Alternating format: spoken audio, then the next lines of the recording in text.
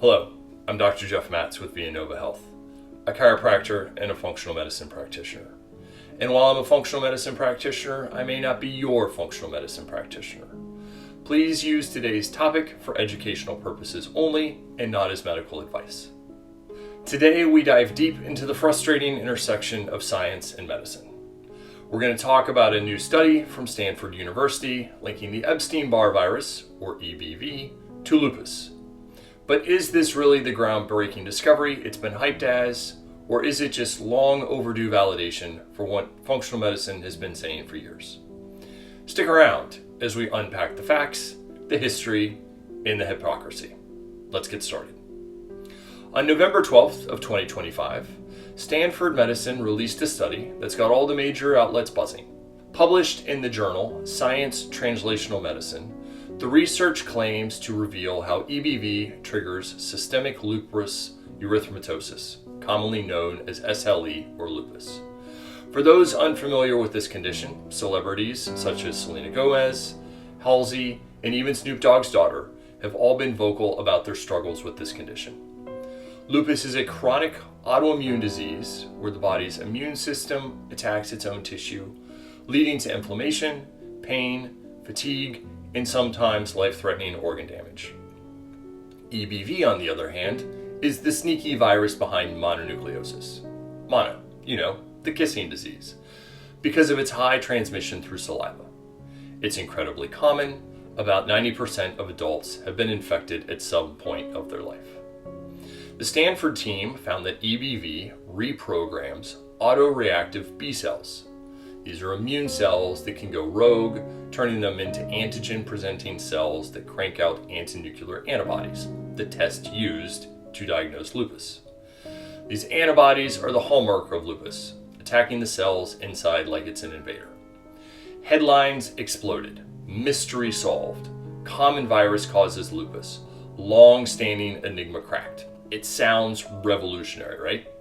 Like we finally cracked the code on one of the most perplexing autoimmune diseases in history. But there's a twist. This isn't new. The link between EBV and lupus has been well documented, studied, and discussed for over 50 years. Yes, you heard that right. 50 years. Let's rewind the clock.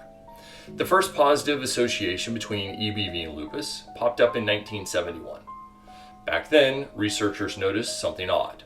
Lupus patients had much higher levels of antibodies against EBV compared to a healthy population group.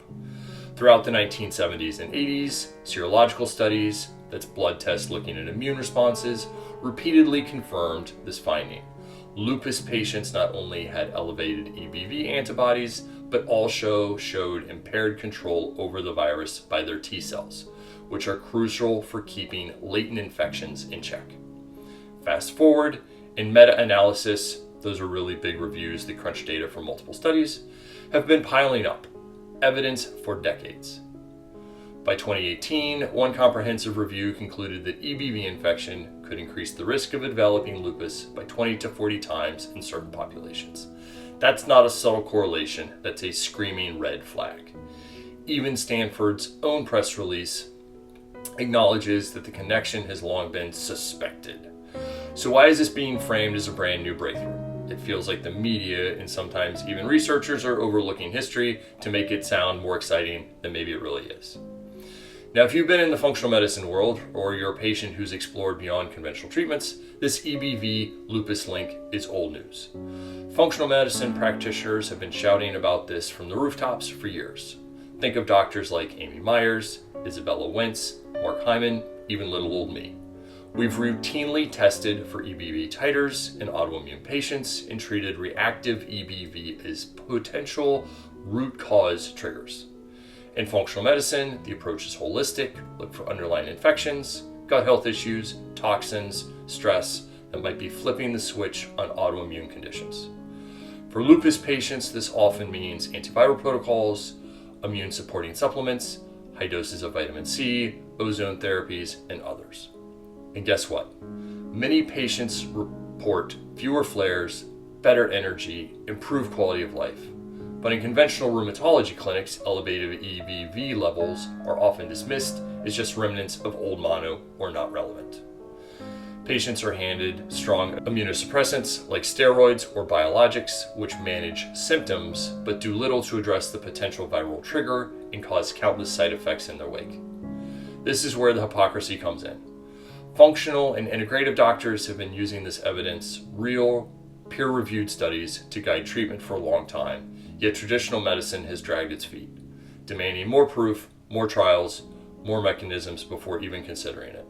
And now, because an Ivy League lab like Stanford has pinpointed the exact cellular pathway, suddenly it's legitimate.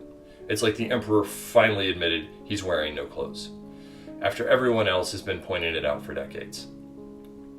So why is traditional medicine so slow on the uptake? The gold standard in evidence-based medicine is the random, double-blind, placebo-controlled trial, RCT for short. They're great for testing drugs, but they're expensive, time-consuming, and often funded by pharma companies with a vested interest in sellable treatments. EBV is a virus. Treating it might involve off-label antivirals or natural compounds that aren't profitable blockbusters.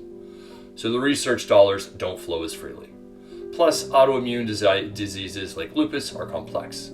Genetics, environment, hormones all play a role. It's easier to say we don't know the cause and focus on symptom suppression than chase multiple underlying triggers. Ultimately, it's the patient that pays the price. Years of suffering, organ damage from unchecked inflammation, and side effects from heavy meds like prednisone, which can cause weight gain, osteoporosis, and diabetes. Don't get me wrong, Stanford's work is really important. It provides the support we've been waiting for, validation of what observant clinicians and desperate patients have known intuitively for decades. But let's not pretend this is Christopher Columbus discovering America. The real breakthrough will come when conventional medicine stops treating root cause investigation as fringe or alternative and starts integrating these insights faster. Imagine functional medicine doctors being on the front lines, regularly screening for EBV reactivation in lupus patients instead of routinely being pushed aside, helping patients with functional approaches that address the whole picture. Until then, we will continue to be on the cutting edge of treatments, underlying causes, while we wait for research to catch up. If you've dealt with lupus or other autoimmune conditions, drop a comment below. We'd love to hear your story. Have you ever been tested for EBV? What treatments have worked for you?